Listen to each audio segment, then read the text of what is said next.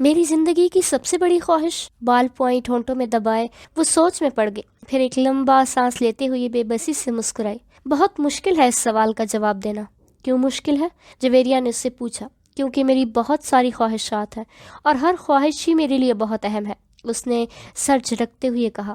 وہ دونوں آڈیٹوریم کے عقبی حصے میں دیوار کے ساتھ زمین پر ٹیک لگائے بیٹھی تھیں۔ ایف ایس سی کلاسز میں آج ان کا 8واں دن تھا اور اس وقت وہ دونوں اپنے فری پیریڈ میں آڈیٹوریم کے عقبی حصے میں آ کر بیٹھ گئی تھیں۔ نمکین مونگ پھلی کے دانوں کو ایک ایک کر کے کھاتے ہوئے جویریہ نے اس سے پوچھا، تمہاری زندگی کی سب سے بڑی خواہش کیا ہے اماما؟ اماما نے قدرے حیرانگی سے اسے دیکھا اور سوچ میں پڑ گئی۔ پہلے تم بتاؤ، تمہاری زندگی کی سب سے بڑی خواہش کیا ہے؟ اماما نے جواب دینے کی بجائے الٹا سوال کر دیا۔ پہلے میں نے پوچھا ہے، تمہیں پہلے جواب دینا چاہیے۔ جویریہ نے گردن ہلائی۔ اچھا ٹھیک ہے، مجھے اور سوچنے دو۔ ماما نے فوراً ہار مانتے ہوئے کہا، میری زندگی کی سب سے بڑی خواہش، وہ بڑبڑائی، ایک خواہش تو یہ ہے کہ میری زندگی بہت لمبی ہو۔ اس نے کہا، کیوں؟ جویریہ ہنسی۔ بس 50-60 سال کی زندگی مجھے بڑی چھوٹی لگتی ہے، کم از کم 100 سال تو ملنے چاہیے انسان کو دنیا میں، اور پھر میں اتنا سب کچھ کرنا چاہتی ہوں۔ اگر جلدی مر جاؤں گی تو پھر میری ساری خواہشات ادھوری رہ جائیں گی۔ اس نے مونگ پھلی کا ایک دانہ منہ میں ڈالتے ہوئے کہا۔ اچھا اور؟ جویریہ نے کہا، اور یہ کہ میں ملک کی سب سے بڑی ڈاکٹر بننا چاہتی ہوں، سب سے اچھی آئی اسپیشلسٹ۔ میں چاہتی ہوں جب پاکستان میں آئی سرجری کی تاریخ لکھی جائے تو اس میں میرا نام ٹاپ آف دی لسٹ ہو۔ اس نے مسکراتے ہوئے آسمان کی طرف دیکھا۔ اچھا، اور اگر تم ڈاکٹر نہ بن سکی تو؟ جویریہ نے کہا، آخر یہ میرٹ اور قسمت کی بات ہے، ایسا ممکن ہی نہیں۔ میں اتنی محنت کر رہی ہوں کہ میرٹ ہر صورت پر آؤں گی۔ پھر میرے والدین کے پاس اتنا پیسہ ہے کہ میں اگر یہاں کسی میڈیکل کالج میں نہ جا سکی تو وہ مجھے بیرون ملک بھجوا دیں گے۔ پھر بھی اگر ایسا ہوا کہ تم ڈاکٹر نہ بن سکو تو؟ ہو ہی نہیں سکتا۔ یہ میری زندگی کی سب سے بڑی خواہش ہے۔ میں اس پروفیشن کے لیے سب کچھ چھوڑ سکتی ہوں، یہ میرا خواب ہے، اور خوابوں کو بھلا کیسے چھوڑا جا سکتا ہے؟ امپاسبل۔ امامہ نے قطعی انداز میں سر ہلاتے ہوئے ہتھیلی پر رکھے ہوئے دانوں میں سے ایک اور دانہ اٹھا کر منہ میں ڈالا۔ زندگی میں کچھ بھی ناممکن نہیں ہوتا، کچھ بھی ہو سکتا ہے۔ فرض کرو کہ تم ڈاکٹر نہیں بن پاتی، پھر تم کیا کرو گی؟ کیسے ریئیکٹ کرو گی؟ امامہ اب سوچ میں پڑ گئی۔ پہلے تو میں بہت روؤں گی، بہت ہی زیادہ، کئی دن، اور پھر میں مر جاؤں گی۔ جویریہ بے اختیار ہنسی۔ اور ابھی کچھ دیر پہلے تو تم یہ کہہ رہی تھی کہ تم لمبی زندگی چاہتی ہو، اور ابھی تم کہہ رہی ہو کہ تم مر جاؤ گی۔ ہاں تو پھر زندہ رہ کر کیا کروں گی؟ سارے پلانس ہی میرے میڈیکل کے حوالے سے ہیں، اور یہ چیز زندگی سے نکل گئی تو پھر باقی رہے گا کیا؟ یعنی تمہاری ایک بڑی خواہش دوسری بڑی خواہش کو ختم کر دے گی، تم یہی سمجھ لو۔ تو پھر اس کا مطلب تو یہ ہوا کہ تمہاری سب سے بڑی خواہش ڈاکٹر بننا ہے، لمبی زندگی پانا نہیں۔ تم کہہ سکتی ہو، اچھا اگر تم ڈاکٹر نہ بن سکی تو پھر مرو گی کیسے؟ خودکشی کرو گی یا طبعی موت؟ جویریہ نے بڑی دلچسپی سے پوچھا۔ طبعی موت ہی مروں گی، خودکشی تو کر ہی نہیں سکتی، امامہ نے لاپرواہی سے کہا۔ اور اگر تمہیں طبعی موت آ نہ سکی تو؟ میرا مطلب ہے جلد نہ آئی تو پھر تم ڈاکٹر نہ بننے کے باوجود بھی لمبی زندگی گزارو گی؟ نہیں، مجھے پتا ہے اگر میں ڈاکٹر نہ بنی تو پھر میں بہت جلد مر جاؤں گی، مجھے اتنا دکھ ہوگا کہ میں تو زندگی ہی نہیں رہ سکوں گی۔ وہ یقین سے بولی۔ تم جس قدر خوش مزاج ہو، میں کبھی یقین نہیں کر سکتی کہ تم کبھی اتنی دکھی ہو سکتی ہو کہ رو رو کر مر جاؤ، اور وہ بھی صرف اسی لیے کہ تم ڈاکٹر نہیں بن سکی۔ جویریہ نے اس بار اس کا مذاق اڑانے والے انداز میں کہا، تم اب میری بات چھوڑو، اپنی بات کرو۔ تمہاری زندگی کی سب سے بڑی خواہش کیا ہے؟ امامہ نے موضوع بدلتے ہوئے کہا، رہنے دو۔ کیوں رہنے دو؟ بتاؤ نا، تمہیں برا لگے گا، جویریہ نے کچھ ہچکتاتے ہوئے کہا۔ امامہ نے گردن موڑ کر حیرانی سے اسے دیکھا۔ مجھے کیوں برا لگے گا؟ جویریہ خاموش رہی۔ ایسی کیا بات ہے جو مجھے بری لگے گی؟ امامہ نے اپنا سوال دہرایا۔ بری لگے گی، جویریہ نے مدھم آواز میں کہا۔ آخر تمہاری زندگی کی سب سے بڑی خواہش کا میری زندگی سے کیا تعلق ہے کہ میں اس پر برا مانوں گی؟ امامہ نے اس بار قدرے الجھے ہوئے انداز میں پوچھا۔ کہیں تمہاری یہ خواہش تو نہیں کہ میں ڈاکٹر نہ بنوں؟ امامہ کو اچانک یاد آیا۔ جویریہ ہنس دی۔ نہیں، زندگی صرف ایک ڈاکٹر بن جانے سے کہیں زیادہ اہمیت کی حامل ہوتی ہے، اس نے کچھ فلسفیانہ انداز میں کہا۔ پہیلیاں بجھوانا چھوڑو اور مجھے بتاؤ، امامہ نے کہا۔ میں وعدہ کرتی ہوں کہ میں برا نہیں مانوں گی، امامہ نے اپنا ہاتھ اس کی طرف بڑھاتے ہوئے کہا۔ وعدہ کرنے کے باوجود میری بات سننے پر تم بری طرح ناراض ہو گئے. بہتر ہے ہم کچھ اور بات کریں، جویریہ نے کہا. اچھا، میں اندازہ لگاتی ہوں تمہاری خواہش کا تعلق میرے لیے کسی بہت اہم چیز سے ہے، رائٹ؟ اماما نے کچھ سوچتے ہوئے کہا. جویریہ نے سر ہلا دیا. اب سوال یہ پیدا ہوتا ہے کہ میرے لیے کون سی چیز اتنی اہم ہو سکتی ہے کہ میں... وہ بات کرتے کرتے رک گئی. مگر جب تک میں تمہاری خواہش کی نوعیت نہیں جان لیتی میں کچھ بھی اندازہ نہیں کر سکتی. بتا دو جویریہ پلیز، اب تو مجھے بہت ہی زیادہ تجسس ہو رہا ہے. اس نے منت کی. وہ کچھ دیر سوچتی رہی. ماما غور سے اس کا چہرہ دیکھتی رہی. پھر کچھ دیر کی خاموشی کے بعد جویریہ نے سر اٹھا کر ماما کو دیکھا. میرے پروفیشن کے علاوہ میری زندگی میں فی الحال جن چیزوں کی اہمیت ہے وہ صرف ایک ہی ہے، اور اگر تم اس کے حوالے سے کچھ کہنا چاہتی ہو تو کہو، میں برا نہیں مانوں گی. ماما نے سنجیدگی سے اسے دیکھا. جویریہ نے قدرے چونک کر اسے دیکھا. وہ اپنے ہاتھ میں موجود ایک انگوٹھی کو دیکھ رہی تھی. جویریہ مسکرائی. میری زندگی کی سب سے بڑی خواہش ہے کہ تم... جویریہ نے اسے اپنی خواہش بتائی. ماما کا چہرہ یکدم سفید پڑ گیا. وہ شوق تھی یا حیرت زدہ، جویریہ اندازہ نہیں کر سکی، مگر اس کے چہرے کے تاثرات یہ ضرور بتا رہے تھے کہ جویریہ کے منہ سے نکلنے والے جملے اس کے ہر اندازے کے برعکس تھے.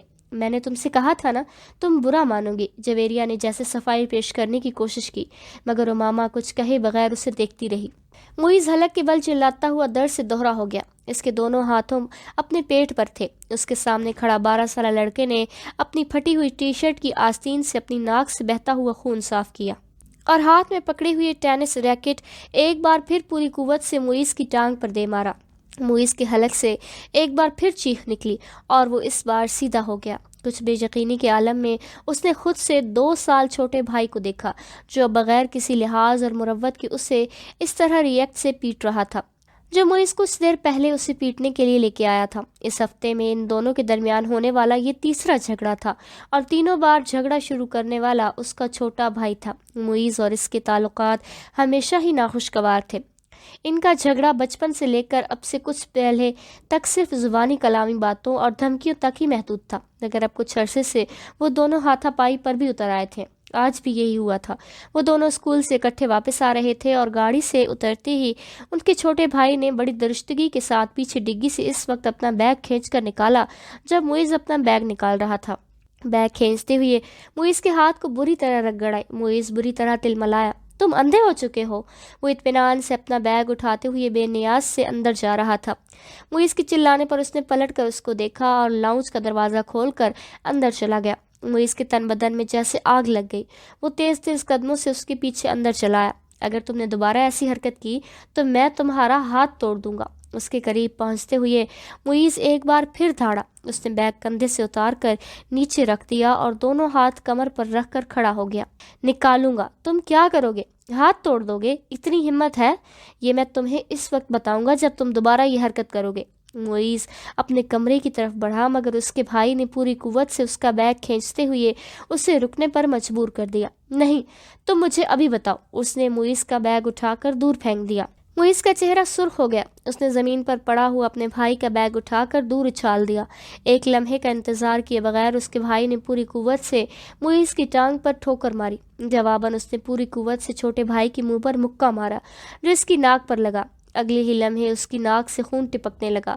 اتنے شدید حملے کے باوجود اس کے حلق سے کوئی آواز نہیں نکلی. اس نے معیز کی ٹائی کھینچتے ہوئے اس کا گلا دبانے کی کوشش کی. معیز نے جواباً اس کی شرٹ کا کالر سے کھینچا. اسے شرٹ کے پھٹنے کی آواز آئی.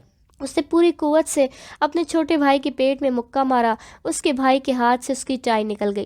ٹھہرو، میں تمہیں اب تمہارا ہاتھ توڑ کر دکھاتا ہوں. معیز اسے گالیاں دیتے ہوئے لاؤنج کے ایک کونے میں پڑے ہوئے ایک ریکٹ کو اٹھا لیا اور اپنے چھوٹے بھائی کو مارنے کی کوشش کی، مگر اگلے ہی لمحے ریکٹ اس کے بھائی کے ہاتھ میں تھا. اس نے پوری قوت سے گھما کر اتنی برق رفتاری کے ساتھ اس ریکٹ کو معیز کے پیٹ میں مارا کہ وہ سنبھل یا خود کو بچا بھی نہ سکا. اس نے یکے بعد دیگرے معیز کی کمر اور ٹانگ پر ریکٹ برسا دیے. اندر سے ان دونوں کا بڑا بھائی اشتعال کے عالم میں لاؤنج میں آ گیا. کیا تکلیف ہے تم دونوں کو؟ گھر میں آتے ہی ہنگامہ شروع کر دیتے ہو. اس کو دیکھتے ہی چھوٹے بھائی نے اٹھا ہوا ریکٹ نیچے کر لیا. اور تمہیں شرم نہیں آتی اپنے سے بڑے بھائی کو مارتے ہوئے؟ اس کی نظر اب اس کے ہاتھ میں پکڑے ریکٹ پر گئی. نہیں آتی، اس نے بڑی ڈٹائی کے ساتھ کہتے ہوئے ریکٹ ایک طرف اچھال دیا اور بڑی بے خوفی سے کچھ فاصلے پر پڑا ہوا اپنا بیگ اٹھا کر اندر جانے لگا. معیز نے بلند آواز میں سیڑھیاں چڑھتے ہوئے اپنے چھوٹے بھائی سے کہا، تم کو اس کا خمیازہ بھگتنا پڑے گا۔ وہ ابھی تک اپنی ٹانگ سہلا رہا تھا۔ ہاں کیوں نہیں، ایک عجیب سی مسکراہٹ کے ساتھ سیڑھیوں کے آخری سرے پر رک کر اس نے معیز سے کہا، اگلی بار تم بیٹ لے کر آنا، ٹینس ریکٹ سے کچھ مزہ نہیں آیا، تمہاری کوئی ہڈی نہیں ٹوٹی۔ معیز کو اشتعال آ گیا، تم اپنی ناک سنبھالو، وہ یقیناً ٹوٹ گئی ہے۔ معیز غصے کے عالم میں سیڑھیوں کو دیکھتا رہا جہاں کچھ دیر پہلے وہ کھڑا تھا۔ مسز سمانتھا رچرڈ نے دوسرے رو میں کھڑکی کے ساتھ پہلی کرسی پر بیٹھے ہوئے اس لڑکے کو چوتھی بار گھورا۔ وہ اس وقت بھی بڑی بے نیازی سے کھڑکی سے باہر دیکھنے میں مصروف تھا۔ وقتاً فوقتاً وہ باہر سے نظریں ہٹاتا، ایک نظر مسز سمانتھا کو دیکھتا، اس کے بعد پھر اس طرف باہر جھانکنے لگتا۔ اسلام آباد کے ایک غیر ملکی اسکول میں وہ آج پہلے دن اس کلاس کی بیالوجی پڑھانے کے لیے آئی تھی۔ وہ ایک ڈپلومیٹک کی بیوی تھی اور کچھ دن پہلے ہی اسلام آباد اپنے شوہر کے ساتھ آئی تھی۔ ٹیچنگ ان کا پروفیشن تھا اور جس ملک میں ان کے شوہر کی پوسٹنگ ہوئی تھی وہ وہاں کے سفارت خانے سے منسلک اسکولز میں پڑھائی کرتی تھیں۔ اپنے سے پہلے بیالوجی پڑھانے والے ٹیچرز مسز میرین کی اسکیم آف ورک کو ہی جاری رکھتے ہوئے انہوں نے کلاس کے ساتھ کچھ ابتدائی تعارف اور گفتگو کے بعد دل اور نظام دوران خون کی ڈائیگرام رائٹنگ بورڈ پر بناتے ہوئے سمجھانا شروع کیا۔ ڈائیگرام کی وضاحت کرتے ہوئے انہوں نے اس لڑکی کی کھڑکی سے باہر جھانکتے ہوئے دیکھا۔ پرانی تکنیک کا استعمال کرتے ہوئے اپنی نظریں اس لڑکے پر مرکوز رکھتے ہوئے انہوں نے اچانک بولنا بند کر دیا۔ کلاس میں یکدم خاموشی چھا گئی۔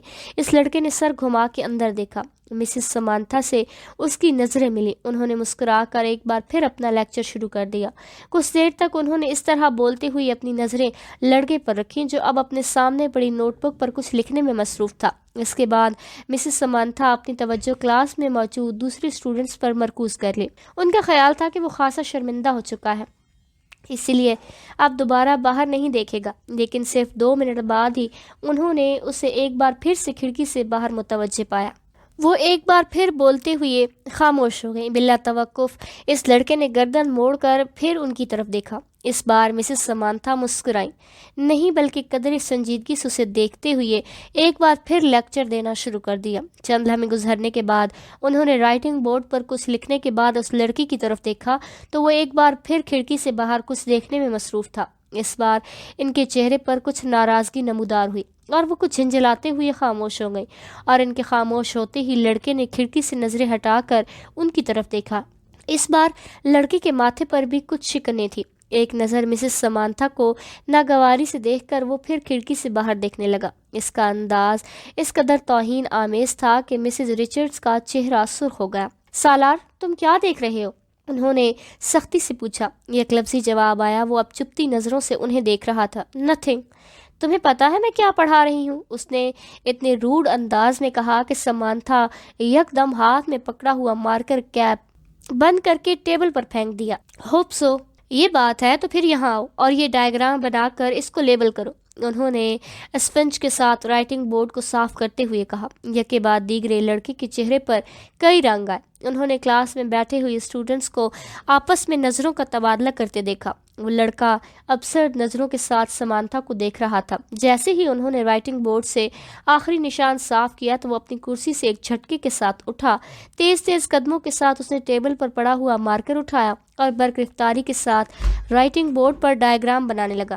پورے 2 منٹ 57 سیکنڈ بعد اس نے مارکر پر کیپ لگا کر اسے میز پر اسی انداز سے اچھالا جس انداز سے سمانتھا نے اچھالا تھا، اور ان کی طرف دیکھے بغیر اپنی کرسی پر آ کر بیٹھ گیا۔ مسز سمانتھا نے اسے مارکر اچھالتے پر اپنی کرسی کی طرف جاتے نہیں دیکھا۔ وہ بے یقینی کے عالم میں رائٹنگ بورڈ پر 3 منٹ سے بھی کم عرصے میں بنائی جانے والی اس لیبر ڈائیگرام کو دیکھ رہی تھی جسے بنانے میں انہوں نے 10 منٹ لیے تھے، اور یہ 3 منٹ میں بننے والی ڈائیگرام ان کی ڈائیگرام سے زیادہ اچھی تھی۔ وہ اس میں معمولی سی بھی غلطی نہیں ڈھونڈ سکی۔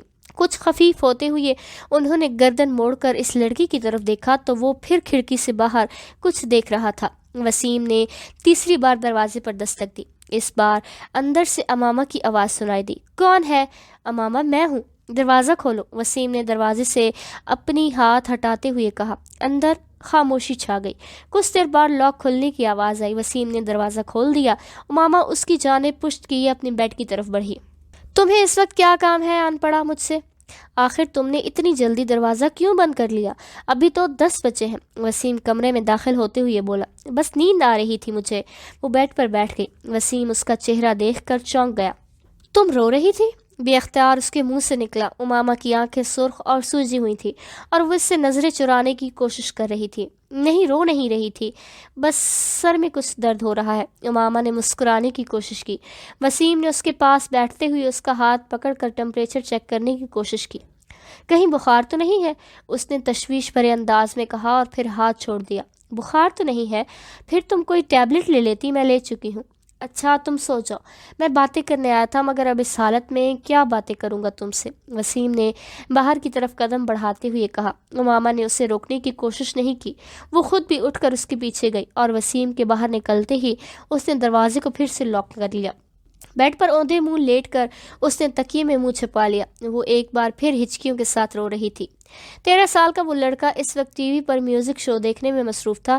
جب طیبہ نے اندر جھانکا، بے یقینی سے انہوں نے اپنے بیٹے کو دیکھا اور پھر کچھ ناراضگی کے عالم میں اندر چلی آئیں۔ یہ کیا ہو رہا ہے؟ انہوں نے اندر آتے ہی کہا۔ ٹی وی دیکھ رہا ہوں۔ لڑکے نے ٹی وی سے نظریں نہیں ہٹائے۔ ٹی وی دیکھ رہا ہوں؟ فار گاڈ سیک، تمہیں احساس ہے کہ تمہارے پیپرز ہو رہے ہیں؟ طیبہ نے اس کے سامنے آتے ہوئے کہا۔ So what? لڑکے نے اس بار کچھ خفگی سے کہا۔ So what? تمہیں اس وقت اپنے کمرے میں کتابوں کے درمیان ہونا چاہیے، نہ کہ یہاں اس بیہودہ شو کے سامنے، طیبہ نے ڈانٹا۔ مجھے جتنا پڑھنا تھا میں پڑھ چکا ہوں، آپ سامنے سے ہٹ جائیں۔ اس کے لہجے میں ناگواری آ گئی۔ پھر بھی اٹھو اور اندر جا کر پڑھو، طیبہ نے اس طرح کھڑے کھڑے اس سے کہا۔ نہ میں یہاں سے اٹھوں گا نہ اندر جا کر پڑھوں گا، میری اسٹڈیز اور پیپر میرا مسئلہ ہے، آپ کا نہیں۔ اگر تمہیں اتنی پرواہ ہوتی تو تم اس وقت جہاں بیٹھے ہوتے۔ انہوں نے طیبہ کے جملے کو نظر انداز کرتے ہوئے بڑی بدتمیزی سے ہاتھ سے اسٹیپ اسائڈ اس نے طیبہ کے جملے کو نظر انداز کرتے ہوئے بڑی بدتمیزی سے ہاتھ سے اسٹیپ اسائڈ اشارہ کرتے ہوئے کہا۔ آج تمہارے بابا آ جائے تو میں ان سے بات کرتی ہوں۔ طیبہ نے اسے دھمکانے کی کوشش کی۔ ابھی بات کر لیں، کیا ہو گیا؟ پاپا کیا کر لیں گے؟ جب میں آپ کو بتا چکا ہوں کہ مجھے جتنی تیاری کرنی تھی میں نے کر لی ہے، تو پھر آپ کو کیا مسئلہ ہے؟ یہ تمہارے سالانہ امتحانات ہیں، تمہیں اس بات کا احساس ہونا چاہیے، طیبہ نے اپنے لہجے کو نرم کرتے ہوئے کہا۔ میں کوئی 2-4 سال کا بچہ نہیں ہوں کہ میرے آگے پیچھے پھرنا پڑے آپ کو۔ میں اپنے معاملات میں آپ سے زیادہ سمجھدار ہوں، اس لیے یہ 3rd کلاس قسم کے جملے مجھ سے نہ بولا کریں۔ ایگزام ہو رہے ہیں، اسٹڈی پر دھیان دو، اس وقت تمہیں اپنے کمرے میں ہونا چاہیے، میں تمہارے فادر سے بات کروں گی۔ وٹ ربش! وہ بات کرتے کرتے غصے میں صوفے سے اٹھ کھڑا ہو گیا۔ ہاتھ میں پکڑا ہوا ریموٹ اس نے پوری قوت سے سامنے والی دیوار پر دے مارا اور پاؤں پر ٹختا ہوا کمرے سے نکل گیا۔ طیبہ بے بسی اور خفت کے عالم میں سے کمرے سے باہر نکلتا ہوا دیکھتی رہی۔ فلومینا فرانسس اپنے ہاتھ میں پکڑے پیکٹ میز پر رکھتے ہوئے ایک نظر ہال میں دوڑائی۔ پیپر شروع ہونے میں ابھی 10 منٹ باقی تھے اور ہال میں موجود اسٹوڈنٹس کتابیں، نوٹس اور نوٹ بکس پکڑے تیزی سے صفحے آگے پیچھے کرتے ان پر آخری نظریں ڈال رہے تھے۔ ان کی جسمانی حرکات سے ان کی پیشانی اور اضطراب کا اظہار ہو رہا تھا۔ فلومینا کے لیے یہ ایک بہت مانوس سین تھا۔ پھر ان کی نظریں ہال کے تقریباً درمیان میں بیٹھے سالار پر جا ٹھہریں۔ 25 اسٹوڈنٹس میں اس وقت وہ واحد اسٹوڈنٹ تھا جو اطمینان سے اپنی کرسی پر ٹانگ رکھے بیٹھا تھا۔ ایک ہاتھ میں اسکیل پکڑے آہستہ آہستہ اسے اپنے جوتے پر مارتے ہوئے وہ اطمینان سے ادھر ادھر دیکھ رہا تھا۔ فلومینا کے لیے یہ سین نیا نہیں تھا۔ اپنے 7 سالہ کیریئر میں انہوں نے پیپرز کے دوران سالار کو اسی بے فکری اور لاپرواہی کا مظاہرہ کرتے ہوئے پایا۔ 9:02 پر انہوں نے سالار کے پاس سے گزرتے ہوئے اسے تھما دیا۔ 30 منٹ بعد اسے وہ پیپر ان سے لے لینا تھا۔ 9:10 پر انہوں نے سالار کو اپنی کرسی سے کھڑا ہوتے ہوئے دیکھا۔ اس کے کھڑے ہوتے ہی ہال میں اس سے پیچھے موجود تمام اسٹوڈنٹس نے سر اٹھا کر اسے دیکھا۔ وہ پیپرز ہاتھ میں لیے فلومینا فرانس کی طرف جا رہا تھا۔ فلومینا کے لیے یہ سین بھی نیا نہیں تھا، وہ پہلے بھی یہی دیکھتی آئی تھی۔ 30 منٹ میں حل کیا جانے والا پیپر وہ 8 منٹ میں حل کر کے ان کے سر پر کھڑا تھا۔ پیپرز کو دوبارہ دیکھ لو، انہوں نے یہ جملہ اس سے نہیں کہا۔ وہ جانتی تھی کہ اس کا جواب کیا ہوگا۔ میں دیکھ چکا ہوں۔ وہ اگر اسے ایک بار پھر پیپر دیکھنے پر مجبور کرتی تو وہ ہمیشہ کی طرح پیپر لے جا کر کرسی کے ہتھے پر رکھ دیتا اور بازو لپیٹ کر بیٹھ جاتا۔ انہیں یاد نہیں تھا کہ کبھی اس نے ان کے کہنے پر پیپرز کو دوبارہ چیک کیا ہو، اور وہ یہ بھی تسلیم کرتی تھیں کہ اسے اس کی ضرورت بھی نہیں تھی۔ اس کے پیپر میں کسی ایک بھی غلطی کو ڈھونڈنا بہت مشکل کام تھا۔ انہوں نے ایک ہلکی سی مسکراہٹ کے ساتھ اس کے ہاتھ سے پیپر پکڑ لیا۔ تم جانتے ہو سالار، میری زندگی کی سب سے بڑی تمنا کیا ہے؟ انہوں نے پیپر پر نظر ڈالتے ہوئے کہا کہ میں تمہیں 30 منٹ کا پیپر 30 منٹ کے بعد سبمٹ کرواتے ہوئے دیکھوں، اور وہ ان کی بات پر خفیف سے انداز میں مسکرائے۔ آپ کی یہ خواہش اس صورت میں پوری ہو سکتی ہے میم اگر میں یہ پیپر 150 سال کی عمر میں حل کرنے بیٹھوں۔ نہیں، میرا خیال ہے 150 سال کی عمر میں بھی تم یہ پیپر 10 منٹ میں کر دو گے۔ اس بار وہ ہنسا اور واپس مڑ گیا۔ فلومینا نے ایک نظر اس کے پیپر کی صفحات کو الٹ پلٹ کر دیکھا۔ ایک سرسری سی نظر بھی انہیں یہ بتانے کے لیے کافی تھی کہ وہ اس پیپر میں کتنے نمبر گنوائے گا۔ 0۔ سلمہ نے اپنی بیٹی کے ہاتھوں میں گفٹ پیپر میں لپٹے ہوئے پیکٹ کو حیرانی سے دیکھا۔ یہ کیا ہے اماما؟ تم تو مارکیٹ گئی تھی، شاید کچھ کتابیں لینی تھی تم نے؟ ہاں امی، مجھے کتابیں ہی لینی تھی، مگر کسی کو تحفے میں دینے کے لیے۔ کس کو تحفہ دینا ہے؟ وہ لاہور میں ایک دوست ہے میری، اس کی سالگرہ ہے، اس کے لیے خریدا ہے۔ کوریئر سروس کے ذریعے بھجوا دوں گی کیونکہ مجھے تو ابھی یہاں رہنا ہے۔ لاؤ پھر مجھے دے دو یہ پیکٹ، میں وسیم کو دے دوں گی، وہ بھجوا دے گا۔ نہیں امی، میں ابھی نہیں بھجواؤں گی، ابھی اس کی سالگرہ کی تاریخ نہیں آئی۔ سلمہ کو لگا جیسے وہ ایک دم گھبرا گئی ہو۔ انہیں حیرانی ہوئی، کیا یہ گھبرانے والی بات تھی؟ 3 سال پہلے امامہ کی وجہ سے انہیں اور ان کے شوہر ہاشم کو بہت زیادہ پریشانی کا سامنا کرنا پڑا۔ وہ تب سے اپنی بیٹی کے بارے میں بہت فکر مند تھی، اور ہاشم اس سے بھی زیادہ، مگر پچھلے 3 سال میں سب کچھ ٹھیک ہو گیا تھا۔ وہ دونوں اب اس کی طرف سے مکمل طور پر مطمئن تھے، خاص طور پر اسجد سے اس کی نسبت طے کر کے۔ وہ جانتی تھی امامہ اسجد کو پسند کرتی ہے، اور صرف وہی نہیں، اسجد کو کوئی بھی پسند کر سکتا تھا، وہ ہر لحاظ سے ایک اچھا لڑکا تھا۔ وہ یہ بھی جانتی تھی کہ وہ اسجد سے نسبت طے ہونے پر بہت خوش ہوئی تھی۔ اسجد اور اس کے درمیان پہلے بھی خاصی دوستی اور بے تکلفی تھی، مگر بعض دفعہ انہیں لگتا جیسے وقت گزرنے کے ساتھ ساتھ وہ بہت چپ ہوتی جا رہی ہے۔ وہ پہلے ایسی نہیں تھی، مگر اب وہ اسکول جانے والی بچی بھی تو نہیں رہی، میڈیکل کالج کی اسٹوڈنٹ ہے، پھر وقت بھی کہاں ہوتا ہے اس کے پاس۔ سلمہ ہمیشہ خود کو تسلی دے لیتی، وہ ان کی سب سے چھوٹی بیٹی تھی۔ بڑی دونوں بیٹیوں کی وجہ شادی کر چکی تھی، جبکہ دونوں بیٹے اور امامہ غیر شادی شدہ تھے۔ اچھا ہی ہے کہ یہ سنجیدہ ہوتی جا رہی ہے، لڑکیوں کے لیے سنجیدگی اچھی ہوتی ہے، انہیں جتنی جلدی اپنی ذمہ داریوں کا احساس ہو جائے اتنا ہی اچھا ہے۔ سلمہ نے ایک گہری سانس لیتے ہوئے امامہ سے نظریں ہٹا لیں۔ وہ چھٹیوں میں گھر آئی ہوئی تھی، اور جتنے دن وہ یہاں رہتی ان کی نظریں اس پر اسی طرح مرکوز رہتی۔ پتہ نہیں یہ ساجد کہاں رہ گیا ہے، جو بھی کام اس کے ذمہ لگاؤ بس بھول ہی جاؤ۔ انہیں اچانک انہی ملازم کا خیال آیا جس کے پیچھے وہ لاؤنج میں آئی تھی۔ بڑبڑاتے ہوئے وہ لاؤنج سے نکل گئی۔ یہ نیو ایئر نائٹ تھی، نیا سال شروع ہونے میں 30 منٹ باقی تھے۔ 10 لڑکوں پر مشتمل 14-15 سال کے لڑکوں کا وہ گروپ پچھلے 2 گھنٹے سے اپنے اپنے موٹر سائیکلز پر شہر کی مختلف سڑکوں پر اپنے کرتب دکھانے میں مصروف تھا۔ ان میں چند نے اپنے ماتھے پر چمکدار بینڈز باندھے ہوئے تھے جن پر نئے سال کے حوالے سے مختلف پیغامات درج تھے۔ وہ لوگ 1 گھنٹہ پہلے پوش علاقے کی ایک بڑی سپر مارکیٹ میں موجود تھے، اور وہاں وہ مختلف لڑکوں پر آوازیں کستے رہتے تھے۔ اپنی بائکس پر سوار اب وہ مختلف سڑکوں پر چکر لگا رہے تھے۔ ان کے پاس فائر کریکرز بھی موجود تھے جنہیں وہ وقتاً فوقتاً چلا رہے تھے۔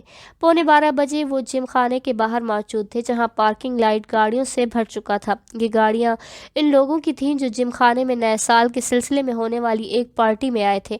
ان لڑکوں کے پاس بھی اس پارٹی کے دعوتی کارڈ موجود تھے، کیونکہ ان میں سے تقریباً تمام کے والدین جم خانے کے ممبر تھے۔ وہ لڑکے اندر پہنچے تو 11:55 ہو رہے تھے۔ چند منٹوں بعد ڈانس فلور سمیت تمام جگہوں کی لائٹس آف ہو جاتی تھیں، اور اس کے بعد باہر لان میں آتش بازی کے مظاہرے کے ساتھ نیا سال شروع ہونے پر لائٹس آن ہونا تھی، اور اس کے بعد تقریباً تمام رات وہاں رقص کے ساتھ ساتھ شراب بھی پی جاتی، جس کا اہتمام نئے سال کی اس تقریب کے لیے جم خانہ کی انتظامیہ خاص طور پر کرتی تھی۔ لائٹس آف ہونے ہی وہاں ایک طوفان بدتمیزی کا آغاز ہو جاتا، اور وہاں موجود لوگ اسی طوفان بدتمیزی کے لیے وہاں آتے تھے۔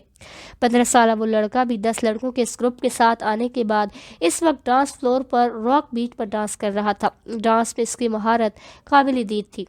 12 بجنے میں 10 سیکنڈ رہ جانے پر لائٹس آف ہو گئیں، اور ٹھیک 12 بجے لائٹس دوبارہ آن کر دیں۔ اندھیرے کے بعد سیکنڈز گننے والوں کی آوازیں اب شور اور خوشی کے کہکہوں اور چیخوں میں بدل گئی تھیں۔ چند لمحے پہلے تھم جانے والے میوزک ایک بار پھر بجایا جانے لگا۔ وہ لڑکا اب اپنے دوستوں کے ساتھ باہر پارکنگ لاٹ میں آ گیا، جہاں بہت سے لڑکے اپنی اپنی گاڑیوں کے ہارن بجا رہے تھے۔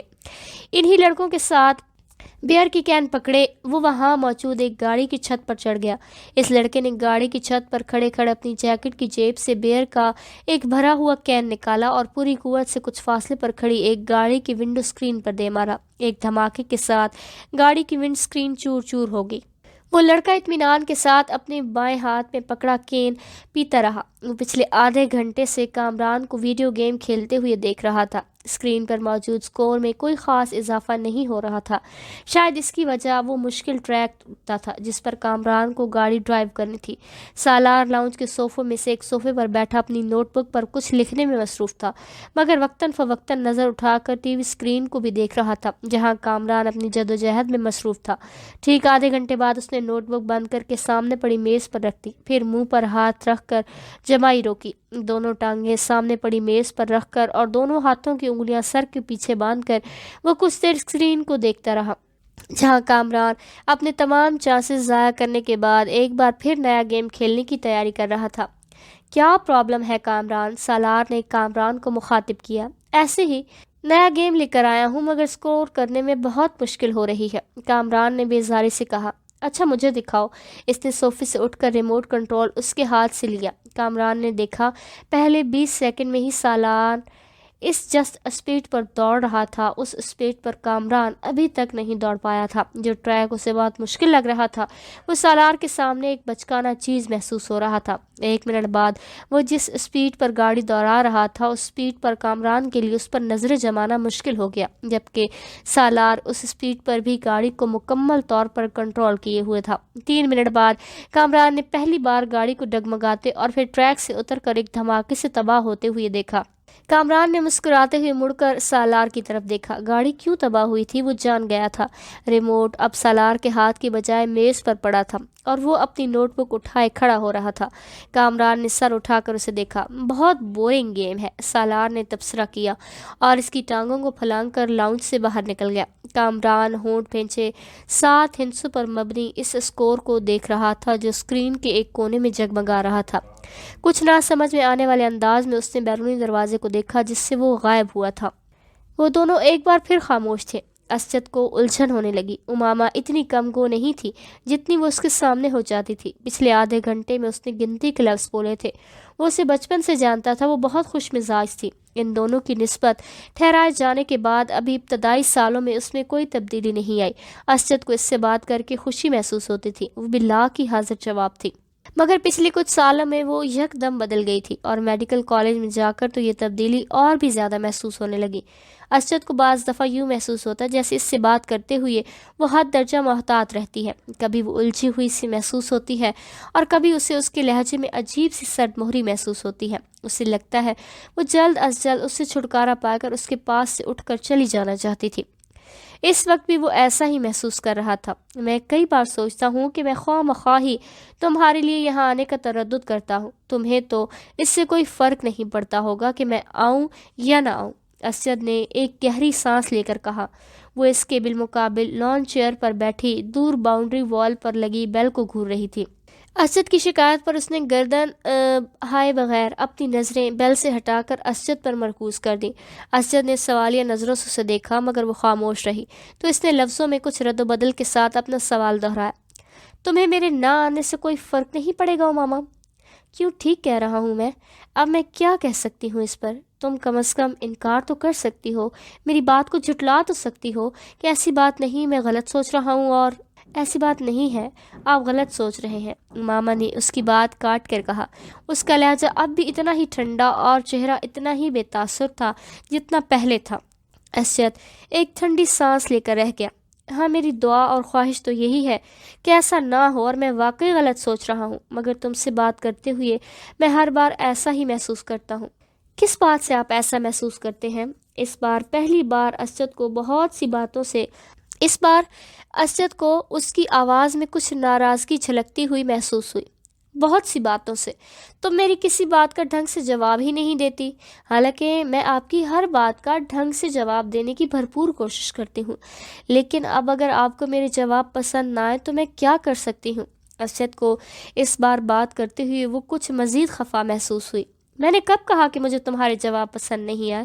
میں تو صرف یہ کہہ رہا ہوں کہ میری ہر بات کے جواب میں تمہارے پاس ہاں اور نہیں کے علاوہ کچھ نہیں ہوتا۔ بعض دفعہ تو مجھے لگتا ہے میں اپنے آپ سے باتیں کر رہا ہوں۔ اگر آپ مجھ سے یہ پوچھیں گے کہ تم ٹھیک ہو تو میں اس کا جواب ہاں یا نہیں میں ہی دوں گی۔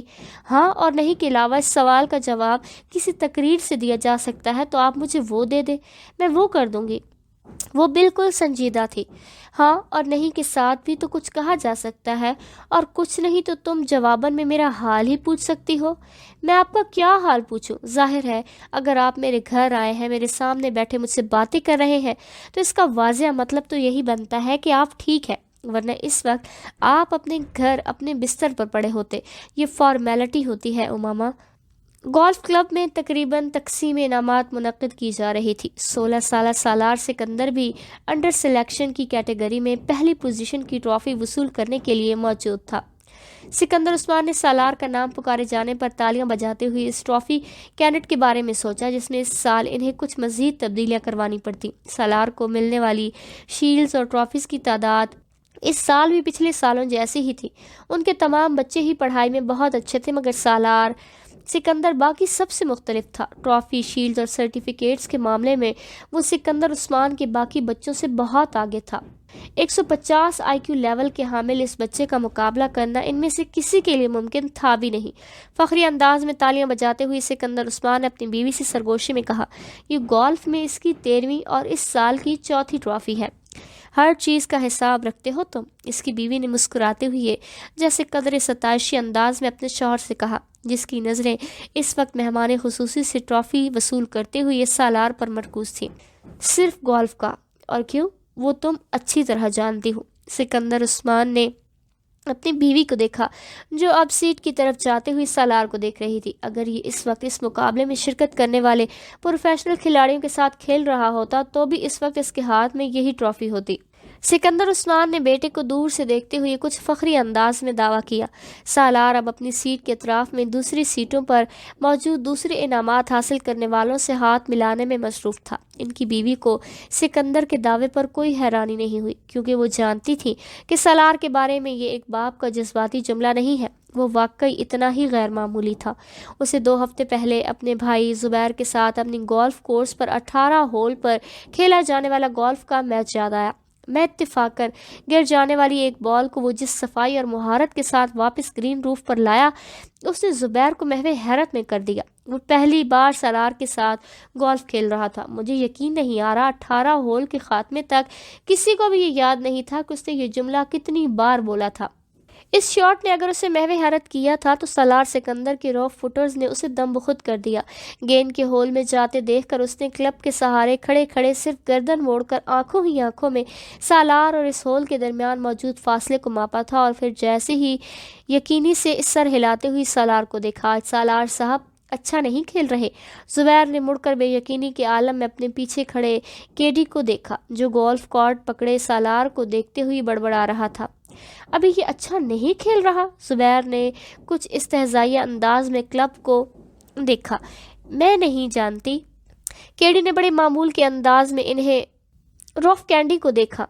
ہاں صاحب، ورنہ بال کبھی نہ بتایا۔ آپ آج یہاں پہلی بار کھیل رہے ہیں؟ اور سالار صاحب پچھلے 7 سال سے یہاں کھیل رہے ہیں۔ میں اسی لیے کہہ رہا ہوں کہ آج وہ اچھا نہیں کھیل رہا۔ کیڈی نے زبیر کے معلومات میں اضافہ کیا، اور زبیر نے اپنی بہن کو دیکھا جو فخری انداز میں مسکرا رہی تھی۔ اگلی بار میں پوری تیاری کے ساتھ آؤں گا، اور اگلی بار کھیل کی جگہ کا انتخاب بھی میں کروں گا۔ زبیر نے کچھ خفت کے عالم میں اپنی بہن کے ساتھ سالار کی طرف جاتے ہوئے کہا۔ کسی بھی وقت کسی بھی جگہ، انہوں نے اپنے بیٹی کی طرف سے اپنے بھائی کو پراعتماد انداز میں چیلنج کرتے ہوئے کہا۔ میں تمہیں اس ویکنڈ پر ٹی اے اور ڈی اے کے ساتھ کراچی بلوانا چاہتا ہوں، انہوں نے سالار کے قریب پہنچ کر ہلکے پھلکے انداز میں کہا۔ سالار مسکرایا۔ کسی لیے؟ تمہیں کراچی چیمبر آف کامرس کے صدر کے ساتھ ایک میچ کھیلنا ہے، میرے بیہاف میں۔ اس بار الیکشن میں اس سے ہارا ہوں، مگر وہ اگر کسی سے گولف کا میچ ہار گیا تو اسے ہارٹ اٹیک ہو جائے گا، وہ بھی ایک بچے کے ہاتھوں۔ وہ بھی اپنے بھائی کی بات پر ہنسی تھی، مگر سالار کے ماتھے پر چند بل نمودار ہوئے۔ بچہ؟ اس دن کے جملے میں موجود واحد قابل اعتراض لفظ پر زور دیتے ہوئے اسے دہرایا۔ میرا خیال انکل مجھے آپ کے ساتھ 18 ہولز کا ایک اور گیم کھیلنا پڑے گا۔ اسجد دروازہ کھول کر اپنی ماں کے کمرے میں داخل ہوا۔ امی، آپ سے ایک ضروری بات کرنی ہے۔ ہاں کہو، کیا بات ہے؟ اسجد صوفے پر بیٹھ گیا۔ آپ ہاشم انکل کی طرف نہیں گئی؟ نہیں، کیوں، کوئی خاص بات؟ ہاں، امامہ اس ویکنڈ پر آئی ہوئی ہے۔ اچھا، آج شام کو چلیں گے۔ تم گئے تھے وہاں؟ شکیلہ نے مسکراتے ہوئے پوچھا۔ ہاں میں گیا تھا۔ کیسی ہے وہ؟ اس بار تو خاصے عرصے بعد آئی ہے۔ شکیلہ کو یاد آیا۔ ہاں وہ ماں کے بعد شکیلا کو اسد کچھ الجھا ہوا لگا۔ کوئی مسئلہ ہے؟ امی، مجھے امامہ پچھلے کچھ عرصے سے بہت بدلی بدلی لگ رہی ہے۔ اس نے ایک گہرا سانس لیتے ہوئے کہا۔ بدلی بدلی؟ کیا مطلب؟ مطلب تو میں شاید آپ کو نہیں سمجھا سکتا، بس اس کا رویہ میرے ساتھ کچھ عجیب سا ہے، اسد نے کندھے اچکاتے ہوئے کہا۔ آج تو وہ ایک معمولی سی بات پر ناراض ہو گئی، پہلے جیسی کوئی بات ہی نہیں رہی اس میں سمجھ نہیں پا رہا کہ اسے ہوا کیا ہے۔ تمہیں وہم ہو گیا ہوگا اسد، اس کا رویہ کیوں بدلنے لگا؟ تم کچھ زیادہ ہی جذباتی ہو کر سوچ رہے ہو۔ شکیلا اسے حیرانگی سے دیکھ رہی تھی۔ نہیں امی، پہلے میں بھی یہی سمجھ رہا تھا کہ شاید مجھے وہم ہو گیا ہے، لیکن اب خاص طور پر آج مجھے اپنے یہ احساسات صرف وہم نہیں لگے ہیں۔ وہ بہت اکھڑے سے انداز میں بات کرتی رہی مجھ سے۔ تمہارا کیا خیال ہے، اس کا رویہ کیوں بدل رہا ہے؟ شکیلا نے برش میز پر رکھتے ہوئے کہا۔ یہ تو مجھے بھی نہیں پتا۔ تم نے پوچھا اس سے؟ ایک بار نہیں، کئی بار۔ پھر؟ ہر بار آپ کی طرح وہ بھی یہی کہتی کہ مجھے غلط فہمی ہو گئی ہے، اس نے کندھے اچکاتے ہوئے کہا۔ کبھی وہ کہتی ہے اسٹڈیز کی وجہ سے ایسا ہے، کبھی کہتی ہے کہ وہ اب میچور ہو گئی ہے اسی لیے۔ یہ ایسی کوئی غلط بات تو نہیں ہے، ہو سکتا ہے واقعی یہ بات ہو، شکیلا نے کچھ سوچتے ہوئے کہا۔ امی، بات سنجیدگی کی نہیں، مجھے لگتا ہے وہ مجھ سے کترانے لگی ہے، اسد نے کہا۔ تم فضول باتیں کر رہے ہو اسد، میں نہیں سمجھتی کہ ایسی کوئی بھی بات ہوگی۔ ویسے بھی تم دونوں تو بچپن سے ایک دوسرے کو جانتے ہو، ایک دوسرے کی عادات سے واقف ہو۔ شکیلا کو بیٹے کے خدشات بالکل بے معنی لگے۔ ظاہر ہے عمر کے ساتھ ساتھ کچھ تبدیلیاں آ ہی جاتی ہیں، اب بچے تو رہے نہیں ہو تم لوگ، تم معمولی باتوں پر پریشان ہونے کی عادت چھوڑ دو، انہوں نے بیٹے کو سمجھاتے ہوئے کہا۔ ویسے بھی ہاشم بھائی اگلے سال اس کی شادی کر دینا چاہتے ہیں، وہ کہہ رہے تھے کہ وہ بعد میں اپنی تعلیم مکمل کرتی رہے گی، کم از کم وہ تو اپنے فرض سے سبق دوش ہو جائے۔ شکیلا نے انکشاف کیا۔ انکل نے ایسا کب کہا؟ اسد کچھ چونکا۔ کئی بار کہا ہے، میرا خیال ہے کہ وہ لوگ تیاریاں بھی کر رہے ہیں۔ اسد نے ایک اطمینان بھرا سانس لیا۔ ہو سکتا ہے امامہ اسی وجہ سے قدرے پریشان ہو۔ ہاں ہو سکتا ہے، بہرحال یہ صحیح ہے، اگلے سال شادی ہو جانی چاہیے، اسد نے کچھ مطمئن ہوتے ہوئے کہا۔ وہ 16-17 سال کا ایک دبلا پتلا مگر لمبا لڑکا تھا، اس کے چہرے پر بلوغت کا وہ گہرا رویہ نظر آ رہا تھا جسے ایک بار بھی شیو نہیں کیا گیا تھا۔ وہ اس رویے نے اس کے چہرے کی معصومیت کو برقرار رکھے ہوئے تھا۔ وہ اسپورٹس شارٹس کو اور ایک ڈھیلی ڈھالی شرٹ پہنے ہوئے تھا، اس کے پیروں میں کاٹن کی جرابیں اور جاگرز تھے۔ چیونگم چباتے ہوئے اس کی آنکھوں میں ایک عجیب طرح کی بے چینی اور اضطراب تھا۔ وہ اس وقت ایک پرہجوم سڑک کے بیچوں بیچ ایک ہیوی بائک پر بیٹھا ہوا تیزی سے تقریباً اسے اڑا لے جا رہا تھا۔ کسی قسم کے ہیلمٹ کے بغیر تھا اور بہت ریش انداز میں موٹر سائیکل چلا رہا تھا۔ اس نے 2 دفعہ سگنل توڑا، 3 دفعہ خطرناک طریقے سے کچھ گاڑیوں کو اوورٹیک کیا، 4 دفعہ بائک چلاتے ہوئے اس کا اگلا پہیہ اٹھا دیا اور کئی ہی دیر دور تک صرف ایک پہیے پر بائک چلاتا رہا۔ 2 دفعہ دائیں بائیں دیکھے بغیر اس نے برق رفتاری سے اپنی مرضی کا ٹرن لیا۔ ایک دفعہ وہ زگ زیگ انداز میں بائک چلانے لگا۔ 6 دفعہ اس نے پوری رفتار سے بائک چلاتے ہوئے دونوں پاؤں اٹھا دیے۔ پھر یکدم اسی رفتار سے بائک چلاتے ہوئے اس نے 1 وے کی خلاف ورزی کرتے ہوئے اس لین کو توڑا اور دوسری لین میں زناٹے دہ سے گھس گیا۔ سامنے سے آئی ٹریفک کی بریکیں یکدم چرچرانے لگیں۔ اس نے فل سپیڈ پر بائک چلاتے ہوئے یکدم ہینڈل پر سے ہاتھ ہٹا دیا۔ بائک پوری رفتار کے ساتھ سامنے آنے والی گاڑیوں سے ٹکرائی۔ وہ ایک جھٹکے کے ساتھ ہوا میں بلند ہوا اور پھر کس چیز پر گرا اسے اندازہ نہیں ہوا۔ اس کا ذہن تاریک ہو چکا تھا۔ وہ دونوں لڑکے اسٹیج پر ایک دوسرے کے بالمقابل روسٹرم کے پیچھے کھڑے تھے، مگر ہال میں موجود اسٹوڈنٹس کی نظریں ہمیشہ کی طرح ان میں سے ایک پر مرکوز تھیں۔ وہ دونوں ہیڈ بوائے کے انتخاب کے لیے کنونسنگ کر رہے تھے اور وہ پروگرام بھی اس کا ایک حصہ تھا۔ دونوں کے روسٹرم پر ایک ایک پوسٹر لگا ہوا تھا، جن میں سے ایک پر ووٹ پر سالار اور دوسرے پر ووٹ پر فیضان لکھا ہوا تھا۔ اس وقت فیضان ہیڈ بوائے بن جانے کے بعد اپنے ممکنہ اقدامات کا اعلان کر رہا تھا، جبکہ سالار پوری سنجیدگی سے اسے دیکھنے میں مصروف تھا۔ فیضان اسکول کا سب سے اچھا مقرر تھا اور اس وقت بھی اپنے جوش و خطابت کے کمال دکھانے میں مصروف تھا اور اسی برٹش لب و لہجے میں بات کر رہا تھا جس کے لیے وہ مشہور تھا۔ بہترین ساؤنڈ سسٹم کی وجہ سے اس کی آواز اور انداز دونوں ہی خاصے متاثر کن تھے۔ حال میں بلا شبہ سکوت طاری تھا اور یہ خاموشی اس وقت ٹوٹی جب فیضان کے سپورٹر اس کے کسی اچھے جملے پر داد دینا شروع ہوتے۔ حال یکدم تالیوں سے گونج اٹھا۔ آدھے گھنٹے بعد جب وہ اپنے لیے ووٹ کی اپیل کرنے کے بعد خاموش ہوا تو حال میں اگلے کئی منٹ تالیاں اور سیٹیاں بجتی رہیں۔ ان تالیاں بجانے والوں میں خود سالار بھی شامل تھا۔ فیضان نے ایک فاتحانہ نظر حال اور سالار پر ڈالی۔ اسے تالیاں بجاتے دیکھ کر اس نے گردن کے ہلکے سے اشارے سے اسے سراہا۔ سالار سکندر آسان حریف نہیں تھا اور یہ وہ اچھی طرح جانتا تھا۔ اسٹیج سیکرٹری اب سالار سکندر کے لیے اناؤنسمنٹ کر رہا تھا۔ تالیوں کی گونج میں سالار نے بولنا شروع کیا، گڈ مارننگ فرینڈز۔ وہ یک لہجہ ٹھہرا، فیضان اکبر ایک مقرر کے طور پر یقیناً ہمارے اسکول کا اثاثہ ہے۔ میں یا دوسرا کوئی بھی ان کے مقابلے میں کسی اسٹیج پر کھڑا نہیں ہو سکتا۔ وہ ایک لمحہ رکا۔ اس نے فیضان کے چہرے کو دیکھا جس پر ایک فخریہ مسکراہٹ ابھر رہی تھی، مگر سالار کے جملے کے باقی حصے نے اگلے لمحے ہی اس کی مسکراہٹ کو غائب کر دیا۔ اگر معاملہ صرف باتیں بنانے کا ہو تو حال میں ہلکی سی کھلکھلاہٹیں ابھری۔ سالار کے لہجے کی سنجیدگی برقرار رہی، مگر ایک ہیڈ بوائے اور مقرر میں بہت فرق ہوتا ہے۔ مقرر کو باتیں کرنی ہوتی ہیں، ہیڈ بوائے کو کام کرنا ہوتا ہے، دونوں میں بہت فرق ہے۔ Great talker are not a great doer. Salar کے سپورٹرز کی تالیوں سے حال گونج اٹھا۔ میرے پاس فیضان جیسے خوبصورت لفظوں کی روانی نہیں ہے۔ اس نے اپنی بات جاری رکھی، میرے پاس صرف میرا نام ہے اور میرا متاثر کن ریکارڈ ہے۔ مجھے کنونسنگ کے لیے لفظوں کے کوئی دریا نہیں بہانے، مجھے صرف چند الفاظ کہنے ہیں۔ وہ ایک بار پھر رکا، trust me and wait for me. مجھ پر اعتماد کریں اور مجھے ووٹ دیں۔ اس نے شکریہ ادا کرتے ہوئے جس وقت اپنے مائک کو آف کیا، اس وقت حال تالیوں سے گونج اٹھا۔ 1 منٹ 40 سیکنڈ میں وہ اس نپے تلے انداز میں بولا تھا جو اس کا خاصہ تھا، اور اسی 1.5 منٹ نے فیضان کا تختہ کر دیا۔ اس ابتدائی تعارف کے بعد دونوں امیدواروں سے سوال جواب کا سلسلہ شروع ہوا۔ سالار ان جوابات میں بھی اتنے ہی اختصار سے کام لے رہا تھا جتنا اس نے اپنی تقریر میں لیا تھا۔ اس کا سب سے طویل جواب بھی 4 جملوں پر مشتمل تھا، جبکہ فیضان کا سب سے مختصر جواب بھی 4 جملوں سے زیادہ تھا۔ فیضان کی وجہ فصاحت و بلاغت جو پہلے ہی اس کی خوبی سمجھی جاتی تھی، اس وقت اس اسٹیج پر سالار کے مختصر جوابات کے سامنے چرب زبانی نظر آ رہی تھی، اور اس کا احساس خود فیضان کو بھی ہو رہا تھا۔ جس سوال کا جواب سالار ایک لفظ یا ایک جملے میں دیتا تھا، اس کے لیے فیضان کو عادتاً تمہید باندھنی پڑتی، اور سالار کا اپنی تقریر میں اس کے بارے میں کیا ہوا یہ تبصرہ وہاں موجود اسٹوڈنٹس کچھ اور صحیح محسوس ہوتا تھا۔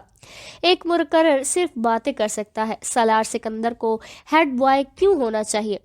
سوال کیا گیا۔ کیونکہ آپ بہترین شخص کا انتخاب چاہتے ہیں، جواب آیا۔ کیا یہ جملہ خود ستائشی نہیں ہے؟ اعتراض کیا گیا۔ نہیں، یہ جملہ خود ستائشی ہے۔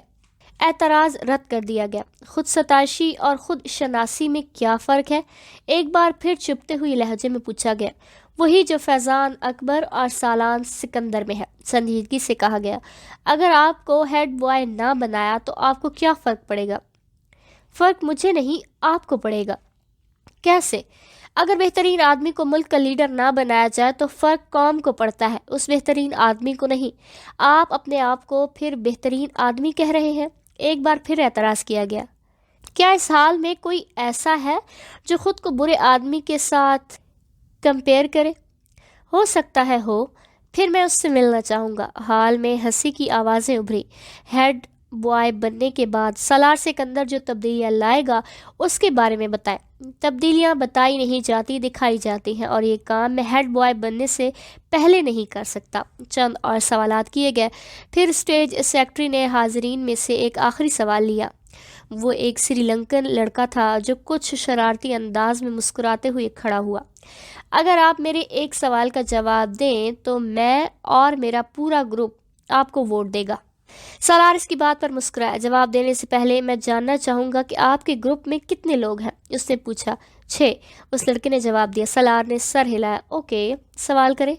آپ کو کچھ حساب کتاب کرتے ہوئے مجھے بتانا ہے کہ اگر 2,67,895 میں سے 95,28,052 کو جمع کریں، پھر اس میں 3,99,999 کو تفریق کریں، پھر اس میں سے 9,29,292 کو جمع کریں، اور وہ سری لنکن لڑکا ٹھہر ٹھہر کر ایک کاغذ پر لکھا ہوا ایک سوال پوچھ رہا تھا، اسے 6 سے ضرب دیں، پھر اسے 2 کے ساتھ تقسیم کریں اور جواب میں 4,95,359 جمع کر دیں تو کیا جواب آئے؟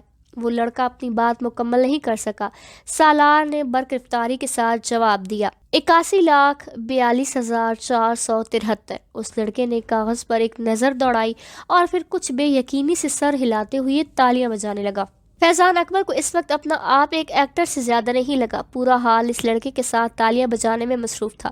فیضان کو وہ پورا پروگرام ایک مذاق محسوس ہونے لگا۔ 1 گھنٹے بعد جب وہ سالار سے پہلے اس اسٹیج سے اتر رہا تھا تو وہ جانتا تھا کہ وہ مقابلے سے پہلے ہی مقابلہ ہار چکا تھا۔ 150 IQ لیول والے اس لڑکے سے اسے زندگی میں اس سے پہلی کبھی اتنی حسد محسوس نہیں ہوا۔ اماما آپا، آپ لاہور کب جائیں گی؟ وہ اپنے نوٹس کو دیکھتی ہوئی چونکی۔ سر اٹھا کر اس نے سعد کو دیکھا۔ وہ سائیکل کی رفتار کو اب بالکل آہستہ کیے اس کے گرد چکر لگا رہا تھا۔ کل کیوں؟ تم کیوں پوچھ رہے ہو؟ اماما نے اپنی فائل بند کرتے ہوئے کہا۔ جب آپ چلی جاتی ہیں تو میں آپ کو بہت مس کرتا ہوں، وہ بولا۔ کیوں؟ اماما نے مسکراتے ہوئے پوچھا۔ کیونکہ آپ مجھے بہت اچھی لگتی ہیں اور آپ میرے لیے بہت سے کھلونے لاتی ہیں اور آپ مجھے سیر کروانے لے جاتی ہیں اور آپ میرے ساتھ کھیلتی ہیں، اسی لیے۔ اس نے تفصیلی جواب دیا۔ آپ مجھے اپنے ساتھ لاہور نہیں لے جا سکتی؟ اماما اندازہ نہیں کر سکی یہ تجویز تھی یا سوال۔ میں کیسے لے جا سکتی ہوں؟ میں تو خود ہاسٹل میں رہتی ہوں، تم کیسے رہو گے وہاں؟ اماما نے کہا۔ ساتھ سائیکل چلاتے ہوئے کچھ سوچنے لگا، پھر اس نے کہا، تو پھر آپ جلدی یہاں آیا کریں۔ اچھا، جلدی آیا کروں گی، اماما نے مسکراتے ہوئے کہا۔ تم ایسا کیا کرو، مجھ سے فون پر بات کر لیا کرو، میں فون کیا کروں گی تمہیں۔ ہاں یہ ٹھیک ہے۔ سعد کو اس کی تجویز پسند آئی۔ سائیکل کی رفتار میں اضافہ کرتے ہوئے وہ لان کے لمبے لمبے چکر کاٹنے لگا۔ اماما بے دھیانی کے عالم میں اسے دیکھنے لگی۔ وہ اس کا بھائی نہیں تھا۔ 10 سالہ سعد 5 سال پہلے ان کے گھر آیا تھا۔ کہاں سے آیا تھا اس بارے میں وہ نہیں جانتی تھی، کیونکہ اسے اس بارے میں اس وقت کوئی تجسس نہیں تھا۔ مگر کیوں لایا گیا یہ وہ اچھی طرح جانتی تھی۔ سعد اب 10 سال کا تھا اور وہ گھر میں بالکل گھل مل گیا تھا۔ اماما سے وہ سب سے زیادہ مانوس تھا۔ اماما کو اکثر اس پر ترس آتا تھا۔ ترس کی وجہ اس کا لاوارث ہونا نہیں تھا، ترس کی وجہ اس کا مستقبل تھا۔ اس کے 2 چچاؤں اور ایک تایا کے گھر بھی اس وقت اس طرح کے گود لیے جانے والے بچے پل رہے تھے۔ وہ ان کے مستقبل پر بھی ترس کھانے پر مجبور تھی۔ فائل ہاتھ میں پکڑے سائیکل پر لان میں گھومتے سعد پر نظریں جمائے وہ کسی گہری سوچ میں ڈوبی ہوئی تھی۔ اسے دیکھتے ہوئے وہ اس طرح کی بہت سی سوچوں میں الجھ جاتی تھی، مگر اس کے پاس کوئی حل نہیں تھا۔ وہ اس کے لیے کچھ نہیں کر سکتی تھی۔